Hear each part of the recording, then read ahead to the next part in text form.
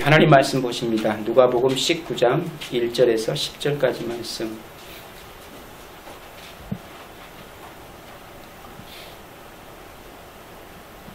한 절씩 같이 교독하시겠습니다. 예수께서 여리고로 돌아가서 그곳을 지나가고 계셨다. 그런데 마침 사개오라고 하는 사람이 거기에 있었는데 그는 세리장이고 부자였다.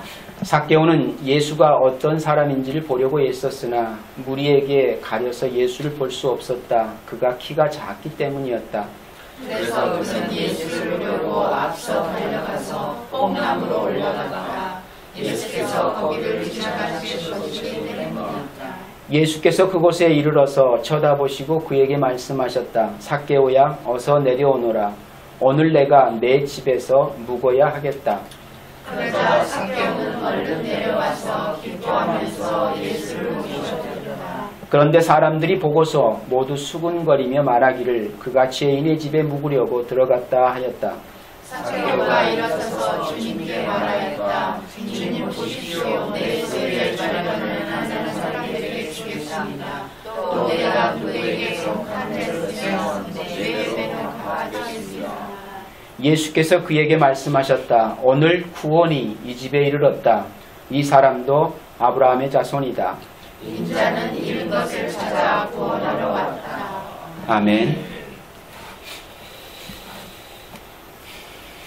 오늘 이 아침에 누가복음 19장 1절에서 10절까지 말씀을 가지고 인자의 오심은 이라는 제목으로 같이 은혜 나누기를 원합니다. 그 지그지글라라는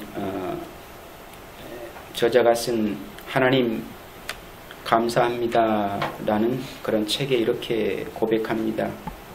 책은 나는 다 찢어진 20달러짜리 헌돈을 은행에 가서 새 돈으로 바꾼 후에 나서 그것을 다 쓴 일이 있었습니다. 내가 다 찢어져 헐어버린 나의 생을 주님께 맡겼을 때 주님은 나를 완전하게 하시고 주님을 위해 나의 생을 쓰면 쓸수록 더 많은 것을 가질 수 있도록 보장해 주셨습니다. 바로 이 고백이 나타난 그대로라면 분명 하나님의 축복을 받은 사람임에 틀림이 없습니다. 하나님을 위해서 내 인생을 소진하면 소진할수록 하나님이 더 많은 것들로 내게 채워주셨다라는 고백 속에 우리의 기대는 물질을 많이 주셨나 보다 라고 생각할지 모르겠지만 그렇지 않습니다. 혹 우리들의 주변에 이런 하나님의 축복을 받아 새로운 삶을 살아야 할 사람은 없는가 라는 걸 생각해 볼 수 있게 되어집니다. 오늘 우리들은 주님으로 인하여서 과연 이런 축복을 우리의 삶의 현장에서 누려가고 있는가도 한번 되돌아볼 수 있는 시간이 되었으면 좋겠다라고 하는 것입니다. 주의 오심이 나에게는 어떤 삶의 변화를 주도해 가고 계시는가? 그 주님이 나의 구주로 나와 연합되어 함께하는 삶을 살아가는 이 삶의 현장에서 내게는 어떤 변화의 역사가 일어나고 있는가라고 하는 겁니다. 저는 오늘 이 아침에 주님을 만난 자신의 인생에서 그로 말미암아 가장 수지맞은 최고의 인생 역전 드라마라고도 할 수 있을 만치 참 위대한 놀라운 하나님의 기적의 현장을 우리가 지금 보고 있지 않나라는 생각을 떨쳐버릴 수가 없습니다. 그런데 그 삶의 현장이 곧 오늘 저와 여러분의 현장이기도 했던 우리의 지난 경험들을 진하게 한번 다시 점검해보고 발견할 수 있는 그런 장면이기도 하다라고 하는 사실입니다. 너무나 많이 잃어버리고 많이 놓쳐버렸고 너무나 퇴색되었지만 여전히 저와 여러분의 부르심 앞에 인자의 오심은 그렇게 우리에게 강렬하게 저와 여러분을 하나님 백성 삼아 주셨다라는 사건입니다. 그럼에도 불구하고 우리는 그것을 너무나 많이 잊어버리고 살아가는, 그리고 그 주의 오심이 왜 나를 위해 오셨는지도 삶의 바른 목적과 가치를 잃어버린 채 우리는 그렇게 방황하고 있는 삶의 현실은 아닌가라는 생각도 하게 되어집니다. 가장 수지맞은 인생, 가장 축복받은 인생인데 그 축복받은 인생의 현장 앞에 가장 변화된 삶의 현실은 뭐였습니까?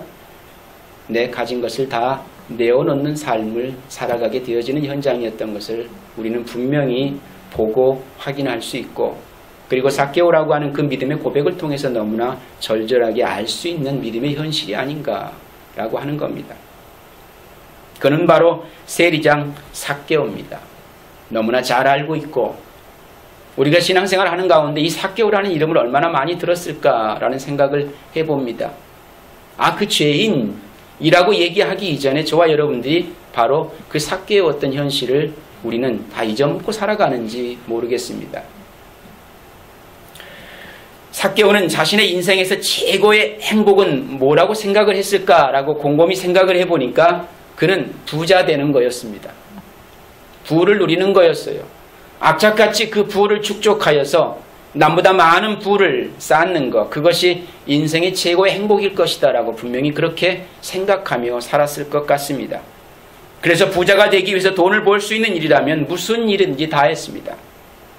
그래서 사람들로부터 가장 경멸의 대상의 삶이 되어지기도 했고, 가장 혐오하고 미워하는 그런 대상의 삶을 살기도 했고, 아무도 이 세리장 삭개오를 가까이 하는 일은 없었습니다.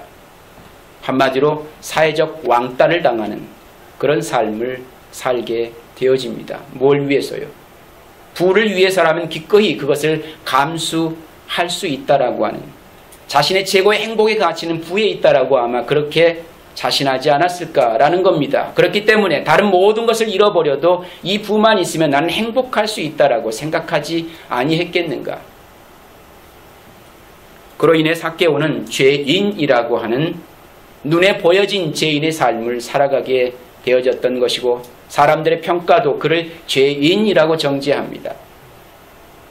우리는 사람들의 평가 속에서는 죄인이라는 정죄를 받지는 않을지 모르겠지만 여전히 성경은 인생은 죄인인 것을 평가해주고 결론을 내려주었습니다. 그리고 우리는 죄인일 뿐입니다. 그 하나님 앞에서. 동일하게 죄인의 삶인데 누구는 사람들로부터 죄인이라는 평가를 듣고 살아가는 삶이 있는가 하면, 여전히 죄인이지만 감춰진 우리의 모습 때문에 죄인이라고 평가는 안 받지만 성경은 여전히 모든 인생은 다 죄인이라고 평가를 내려줍니다. 별반 차이가 없습니다. 드러났거나 드러나지 않았을 뿐입니다. 그렇지만 그런데 삭개오는 부자로 살 수 있었습니다. 사람들도 죄인이라는 평가를 받는 대신에 그는 부를 축적할 수 있었다라는 얘기입니다. 그런데 이런 삭개오가 예수님에 대해서 열심을 가지고 있었다라는 거, 참 인정하기 싫지만 인정해야만 된다라는 얘기입니다. 과연 이런 착취자 삭개오도 예수님을 사랑할 권리가 있을까? 이런 사람에게는 안 줬으면 좋겠는데 그 사랑을 가질 권리는 누구에게나 제한이 없는 것을 보게 되어집니다. 세리도, 깡패도, 강도도, 살인범도 예수님을 사랑할 권리가 있다고 하는 것. 이런 삭개오의 마음에도 예수님에 대한 열심이 있었는데 그것은 바로 예수님에 대한 관심이었습니다. 관심. 부를 축적하고 그것이 행복의 최고의 조건이라고 생각했을 수 있습니다. 그로 말미암아 사회적으로 왕따를 당하고 집단 공동체에서 왕따를 당하는, 그리고 사람들은 그를 만나고 싶어하지 않은 그런 혐오의 대상의 삶을 살 수밖에 없는, 어떻게 보면 가장 외로운 삶을 걷고 있는 한 사람이 아닐까. 그에게 가장 필요한 것이 무엇일까라고 생각을 해보면 인생은 왜 살아야 되는지를, 참된 인생의 의미를 안겨줄 수 있는 참 생명이 그에게 찾아오는 것 외에는 그의 인생의 변화는 기대할 수 없어 보입니다. 그런데 그가 자기 인생의 새로운 변화를 위해서 그 생명을 안겨줄 수 있는 예수 그리스도에 대한 관심이 지대했다라는 것. 오늘 저와 여러분들은 어떤 관심을 가지고 살아가는가에 대한 의문을 갖게 합니다. 우리는 이미 하나님 백성으로 살아가고 있는데 그 백성으로 살아가는 삶의 여정 속에 과연 어떤 관심이 지대적으로 여러분 가운데 주목의 대상이 되어지고 있는가라고 하는 거예요. 어떻습니까? 하루의 일과 속에 무엇에 대한 관심으로 가득 채워지던가요? 주님이던가요?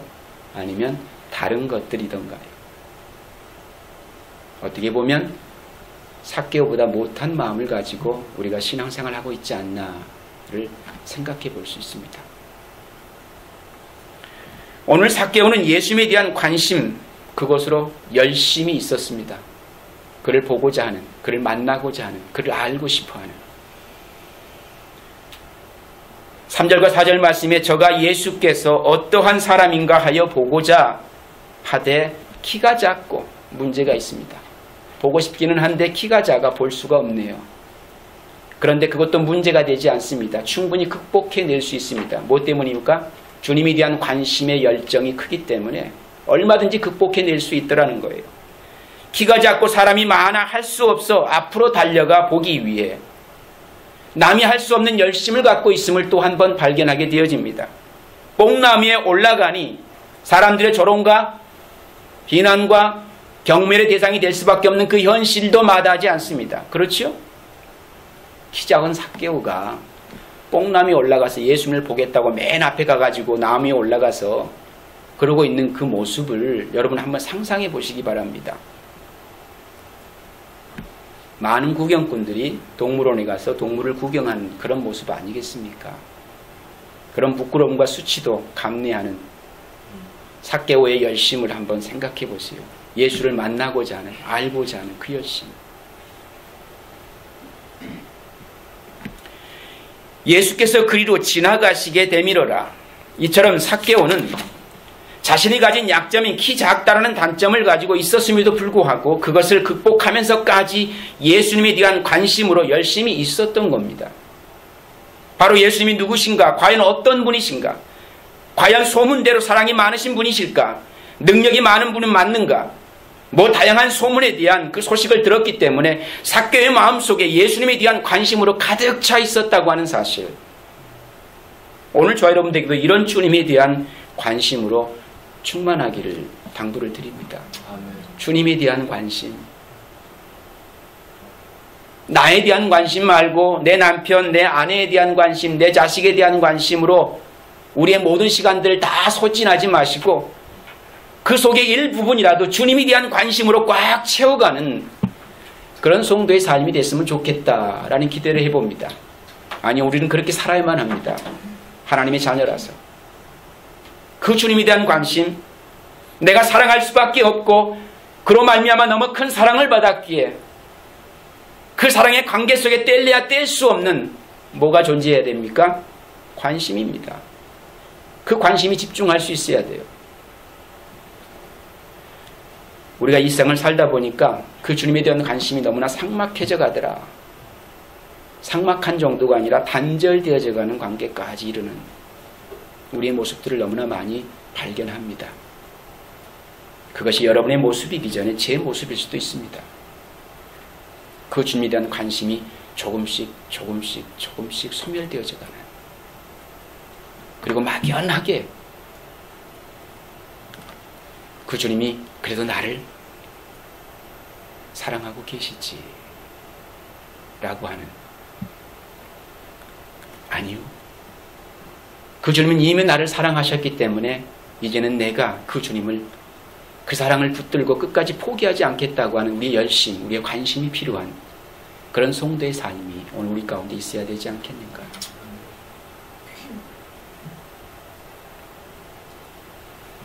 이런 삭개오의 마음을 미리 알고 계신 것처럼 주님은 오늘 우리들의 마음도 이미 다 알고 계신 줄 믿을 수 있기를 바랍니다. 사실 요즘 저의 관심은 하나님에 대해서 좀 더 체계적으로 공부하고 싶은 마음이 있어서 조직신학 책들을 지금 탐독하는 중에 있습니다. 지금 하나를 이미 사서 보고 있고 또 2권의 조직신학 책을 또 오더해서 또 보려고 오더를 해두었습니다. 집사람한테는 얘기를 안 했지만, 예. 물론 책이 너무 두꺼워서 보는데 부담스럽긴 합니다. 그럼에도 불구하고 봐야만 되겠더라고요. 이유는 학창시절에 열심히 보지 않았기 때문에 지금이라도 봐야 합니다.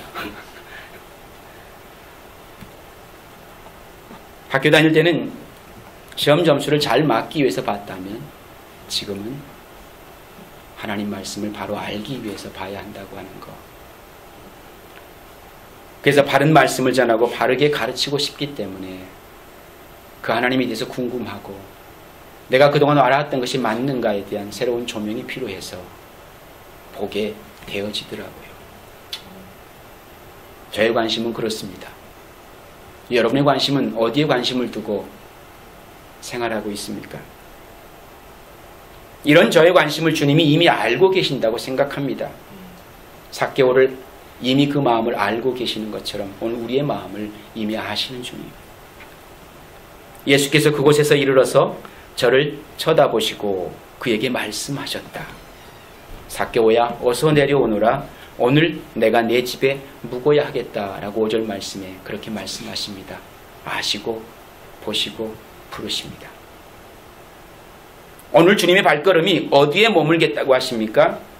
바로 사람들이 그렇게 싫어하는 삭개오의 집, 바로 죄인의 집에 머물겠다고 말씀하고 있는 것을 볼 수가 있습니다. 이런 주님의 태도에 대해서 사람들의 의견이 분분하죠. 어떻게 주님이 세리의 집에 머물 수 있지? 우리가 알고 있는 그 주님 아닌 것 같아. 우리가 아시는 주님은 그러면 안 되는 것 아닌가?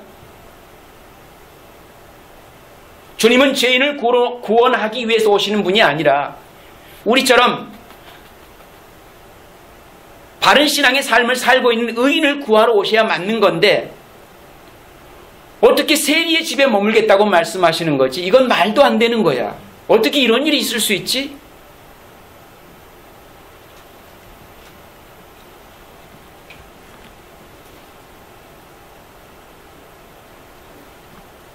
어떻게 세상이 이런 일이 있을 수 있는 거야. 그런데 주님은 분명하게 말씀하십니다. 오늘 내가 내 집에서 머물고 싶다. 오늘 내가 내 집에서 머물고 싶다. 이렇게 삭개오의 집에 머문 주님이 오늘 저와 여러분의 집에도 함께 계신 줄 믿을 수 있기를 바랍니다. 그런데 문제가 있습니다. 그렇게 주님이 함께 계시면 변화의 삶이 나타나게 되어져 있는 거예요. 우리 안에 가장 고질적인 병이 있다면 주님과 함께하는 삶을 삶에도 불구하고 주님이 함께 해주시는 삶을 살고 있음에도 불구하고 여전히 우리의 삶에 변화가 없다면 그 주님이 아무 일을 하지 않고 있든지 아니면 저와 여러분이 아무 일을 하지 않고 있든지 둘 중에 하나입니다. 그런데 주님은 우리 속에 아무 일도 않고 계실 분은 결코 아니기 때문에 문제는 뭡니까? 오늘 내가 문제인 겁니다. 그 주님에 대한 저와 여러분의 기대가 어디에 포커스를 맞추고 있는지가 문제겠죠. 변화가 일어나지 않든지 아니면 고여 있어 오히려 더 변질되게 썩어가든지.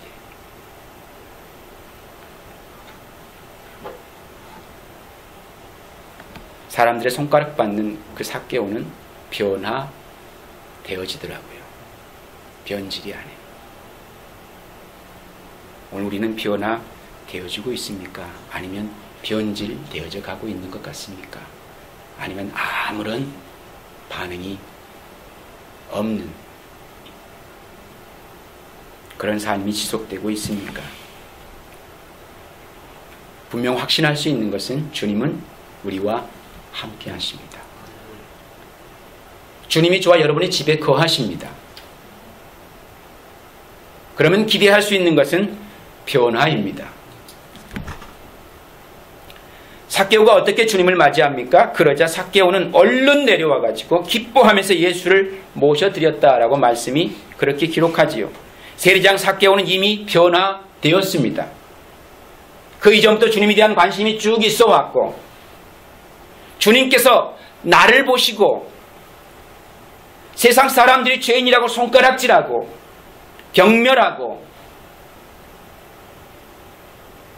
얼굴을 대면하기도 싫어하고 길 가다가 마주쳐도 아는 체도 해주지 않는 그 세상은 그렇게 나를 외면했지만 그런 나를 누가요? 주님이 알아보시고 부르시더라. 자신을 그저 제 많은 한 인생으로 인정해 주시는 그 주님 앞에 삭개오는 변화될 수밖에 없었던 것입니다. 자기의 실체를 감추고 싶은 이가 아닙니다. 자기가 그동안 살아왔던 자기의 인생에 보이지 않는 전모를 주님 앞에 들키고 싶지 않은 그런 마음이 아닙니다. 자신의 있는 그 인생 그대로를 다 적나라하게 내보이며 그런 자신을 기꺼이 알아주시고 불러주시는 그 주님 앞에 삭개오는 변화될 수밖에 없었다라고 하는 거예요. 그 주님의 사랑 앞에 자기 인생을 내려놓습니다. 그리고 맡겨드립니다. 삭개오는 얼른 내려와서 기뻐하면서 그 예수를 모셔드립니다. 세리장 삭개오는 이미 변화가 된 겁니다. 예수님께서 삭개오 이름을 불러주었을 때부터 삭개오는 이미 예수님께로 자기 자신의 마음이 완전히 열려 있었던 것입니다. 그래서 주님의 말씀이 떨어지기가 무섭게 예수님을 자신의 집으로 영접하는 것을 볼 수가 있습니다. 이렇게 사람들의 부정적인 평가에도 불구하고 편견에도 불구하고 주님이 삭개오의 집에 머물게 되었을 때 하나님의 역사가 일어났다고 하는 사실을 우리는 분명히 눈여겨볼 수 있어야 할 것입니다. 바로 변화의 기적입니다. 세상을 향해 닫혀진 마음의 문이 활짝 열리게 되어진 것입니다. 그동안 움켜쥐기만 했던 손을 이제는 활짝 펼쳐 보이게 되어집니다. 미워하고 증오하며 살았던 인생이 세상을 사랑하게 되어집니다. 세상에 대하여 악착같이 착취의 대상으로만 여겼는데 이제는 섬김과 사랑의 대상으로 보게 되어집니다.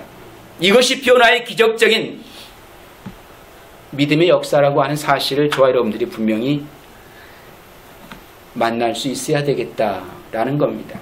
이것이 주님으로 인하여 변화된 인생의 모습입니다.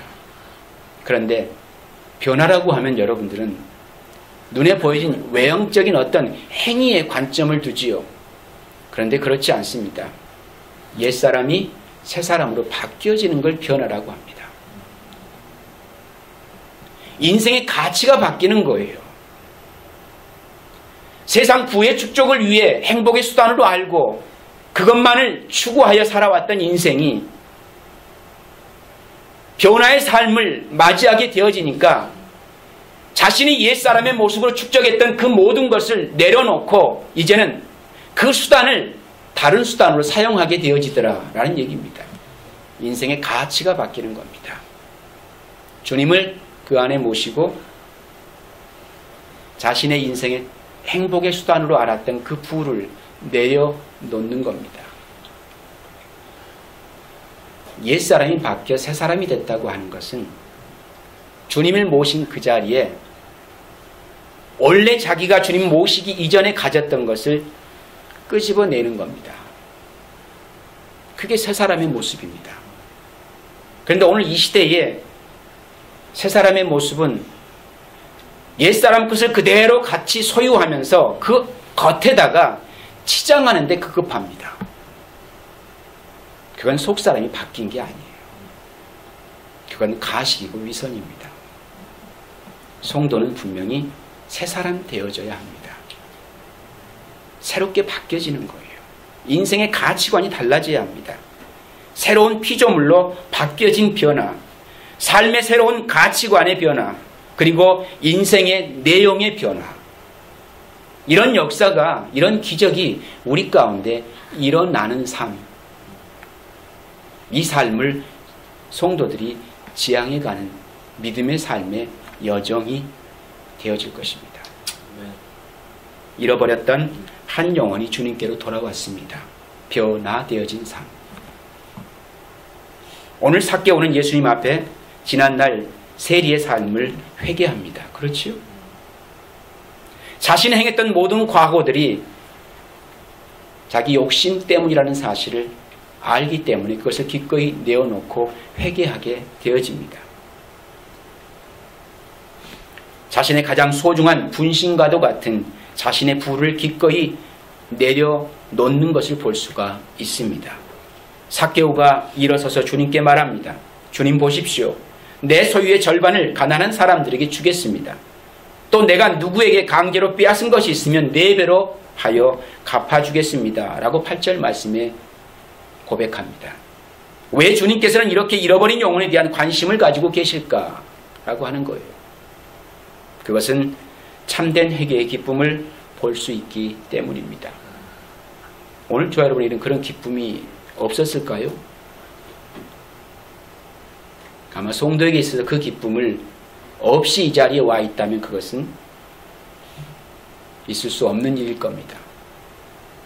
그 기쁨이 분명히 있었는데 그 기쁨을 잃어버리고 살아가는 게 문제겠죠.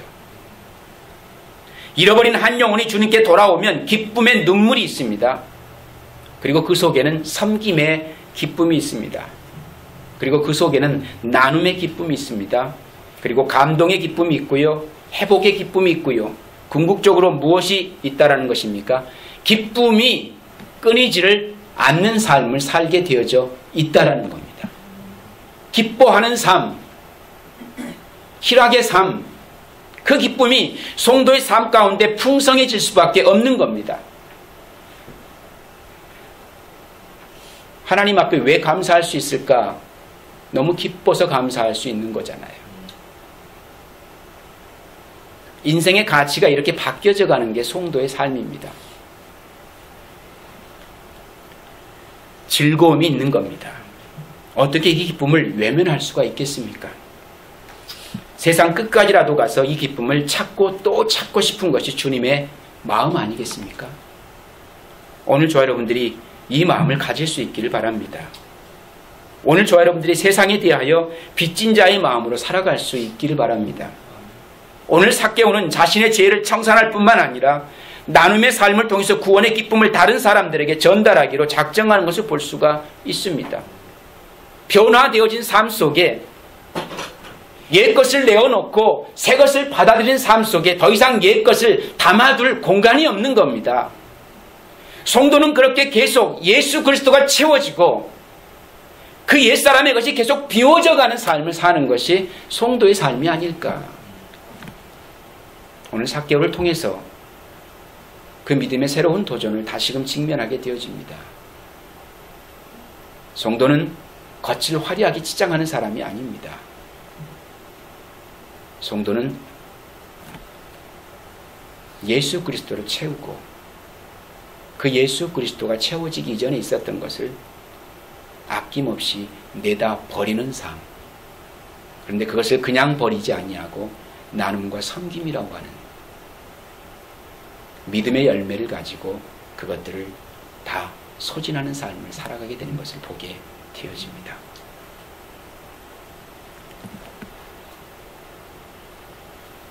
오늘 삭개오는 자신의 죄를 청산할 뿐만 아니라 나눔의 삶을 통해서 구원의 기쁨을 다른 사람에게 전달하기로 작정하는 것을 볼 수가 있습니다.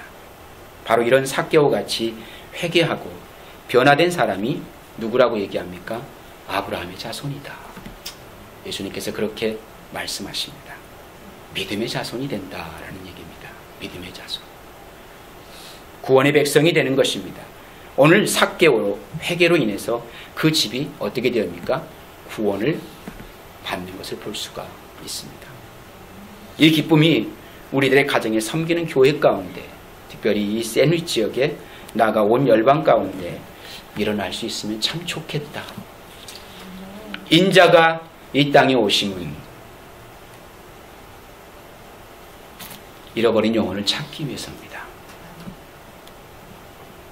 오늘 저와 여러분 한 사람 한 사람을 이 세상 가운데서 잘 먹고 잘 살게 하기 위해서 오신 분이 아니라 성경은 분명히 말합니다.